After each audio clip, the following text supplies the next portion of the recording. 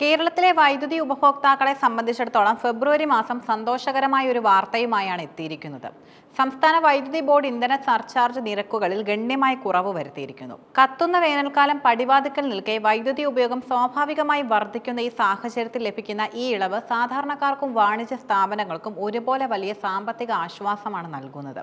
വൈദ്യുതി ബില്ലിലെ ഒരു പ്രധാന ഘടകമാണ് ഇന്ധന സർചാർജ്. കേരളത്തിന് ആവശ്യമായ വൈദ്യുതിയുടെ ഭൂരിഭാഗവും പുറത്തുനിന്നുള്ള നിലയങ്ങളിൽ നിന്നാണ് വാങ്ങുന്നത്. അന്താരാഷ്ട്ര വിപണിയിൽ കൽക്കരിയുടെയോ ഗ്യാസിന്റെയോ വില വർദ്ധിക്കുമ്പോഴോ പുറത്തുനിന്നും വൈദ്യുതി വാങ്ങുന്ന നിരക്കിൽ വ്യത്യാസം വരുമ്പോഴോ KCB ഉണ്ടാക്കുന്ന അധിക ബാധ്യതയാണ് ഇന്ധന സർചാർജ് എന്ന പേരിൽ ഉപഭോക്താക്കളിൽ നിന്ന് ഈടാക്കുന്നത്. ഇത് സ്ഥിരമായ ഒരു നിരക്കല്ല, ഓരോ മാസത്തെയും വൈദ്യുതി വാങ്ങൽ ചെലവ് കണക്കാക്കിയാണ് ഇത് നിശ്ചയിച്ചിരിക്കുന്നത്. KCB പുറത്തുവിട്ട കണക്കുകൾ പ്രകാരം ജനുവരി മാസത്തെ അപേക്ഷിച്ച് ഫെബ്രുവരിയിൽ വലിയ മാറ്റങ്ങളാണ് ഉണ്ടായിരിക്കുന്നത്. വൻകിട വ്യവസായങ്ങൾ, വാണിജ്യ സ്ഥാപനങ്ങൾ തുടങ്ങിയ മാസം തോറും ബില്ല് ലഭിക്കുന്ന ഉപഭോക്താക്കൾക്ക് ഈ മാസം വലിയ നേട്ടമാണ്.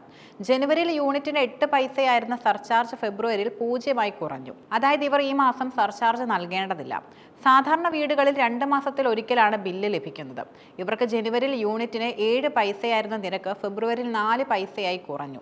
യൂണിറ്റിന് 3 പൈസയുടെ കുറവ് സാധാരണ കുടുംബങ്ങളെ സംബന്ധിച്ച് വലിയൊരു ലാഭമാണ്. 2023 കേന്ദ്ര ഊർജ്ജ മന്ത്രാലയത്തിന്റെ പുതിയ ചട്ടങ്ങളും സംസ്ഥാന വൈദ്യുതി റെഗുലേറ്ററി കമ്മീഷന്റെ ഉത്തരവുകളും ഈ മാറ്റത്തിന് പിന്നിലുണ്ട്. ഫെബ്രുവരിയിലെ സർചാർജ് നിശ്ചയിക്കുന്നത് കഴിഞ്ഞ ഡിസംബർ മാസത്തെ വൈദ്യുതി വാങ്ങൽ ചെലവ് അടിസ്ഥാനമാക്കിയാണ്. ഡിസംബറിൽ പുറത്തുനിന്നും കുറഞ്ഞ നിരക്കിൽ വൈദ്യുതി ലഭ്യമായതും KCBക്ക് വലിയ സാമ്പത്തിക ബാധ്യത ഇല്ലാതിരുന്നതും ഈ ഇളവിന് വഴിയൊരുക്കി. ആഭ്യന്തര ഉൽപ്പാദനം കൃത്യമായി ക്രമീകരിച്ചതും വിപണിയിൽ നിന്ന് കുറഞ്ഞ നിരക്കിൽ വൈദ്യുതി വാങ്ങാൻ സാധിച്ചതും ബോർഡിന് നേട്ടമായി. മുൻപ് സർചാർജ് ഈടാക്കുന്നതിന് റെഗുലേറ്ററി കമ്മീഷന്റെ തെളിവെടുപ്പും ഉത്തരവും ആവശ്യമായിരുന്നു. ഇതിന് മാസങ്ങളോളം കാലതാമസം നേരിട്ടിരുന്നു. എന്നാൽ 2023 മെയ് മാസത്തിലെ ഉത്തരവ് പ്രകാരം വൈദ്യുതി വാങ്ങൽ ചെലവിലെ അധിക തുക ഈടാക്കാൻ KCBക്ക് സ്വന്തം നിലയിൽ തീരുമാനമെടുക്കാം. ഇത് ഓരോ മാസത്തെയും ചിലവ് തൊട്ടടുത്ത മാസങ്ങളിൽ തന്നെ ക്രമീകരിക്കാൻ ബോർഡിനെ സഹായിക്കുന്നു. അതുകൊണ്ടാണ് ജനുവരിയിലെ ഉയർന്ന നിരക്ക് ഫെബ്രുവരിയിൽ പെട്ടെന്ന് കുറയ്ക്കാൻ സാധിച്ചത്. കേരളത്തിൽ വേനൽക്കാലം തുടങ്ങുന്നത് ഫെബ്രുവരി പകുതിയോടെയാണ്. ഈ സമയത്ത് വീടുകളിൽ ഫാനുകളും എയർ കണ്ടീഷണറുകളും കൂടുതൽ സമയം പ്രവർത്തിപ്പിക്കേണ്ടി വരും. ഉപഭോഗം കൂടുമ്പോൾ യൂണിറ്റ് അടിസ്ഥാനത്തിലുള്ള സർചാർജ് കുറയുന്നത് ബില്ലിലെ ആകെ തുക വല്ലാതെ ഉയരാതിരിക്കാൻ സഹായിക്കും. ഉദാഹരണത്തിന് 2 മാസത്തിൽ 500 യൂണിറ്റ് വൈദ്യുതി ഉപയോഗിക്കുന്ന ഒരു കുടുംബത്തിന് മുൻപ് സർചാർജ് ഇനത്തിൽ മാത്രം ഏകദേശം 35 രൂപ അധികം നൽകേണ്ടിയിരുന്നു.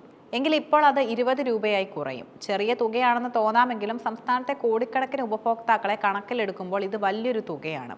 വലിയ തോതിൽ വൈദ്യുതി ഉപയോഗിക്കുന്ന ഹോട്ടലുകൾ, മാളുകൾ, ഫാക്ടറികൾ എന്നിവയ്ക്ക് സർചാർജ് പൂർണ്ണമായും ഒഴിവാക്കിയത് വലിയൊരു ഉത്തേജനമാണ്.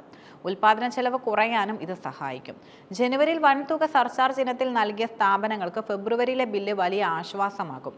പുതിയ സംവിധാനം നിലവിൽ വന്നതോടെ KCBയുടെ ബില്ലിംഗ് കൂടുതൽ സുതാര്യമായിട്ടുണ്ട്.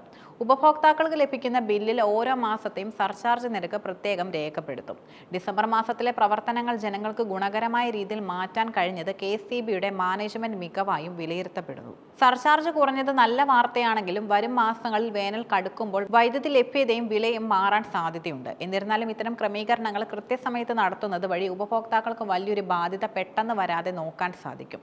KCBയുടെ ഈ തീരുമാനം സംസ്ഥാനത്തെ വൈദ്യുതി ഉപഭോക്താക്കൾക്ക് വലിയൊരു കൈത്താങ്ങാണ്. വേനൽക്കാലത്തെ നേരിടാൻ തയ്യാറെടുക്കുന്ന ജനങ്ങൾക്ക് സാമ്പത്തികമായി ഇതൊരു നല്ല വാർത്തയാണ്. പ്രവർത്തന മികവിലൂടെയും ശരിയായ ആസൂത്രണത്തിലൂടെയും പൊതുമേഖലാ സ്ഥാപനങ്ങൾക്ക് ജനങ്ങൾക്ക് ഗുണകരമായ തീരുമാനങ്ങൾ എടുക്കാൻ സാധിക്കുമെന്നതിന്റെ ഉത്തമ ഉദാഹരണമാണിത്. ഫെബ്രുവരി മാസത്തെ കറണ്ട് ബില്ല് ലഭിക്കുമ്പോൾ ഈ വ്യത്യാസം ഓരോ ഉപഭോക്താവിനും നേരിട്ട് മനസ്സിലാക്കാനും സാധിക്കും.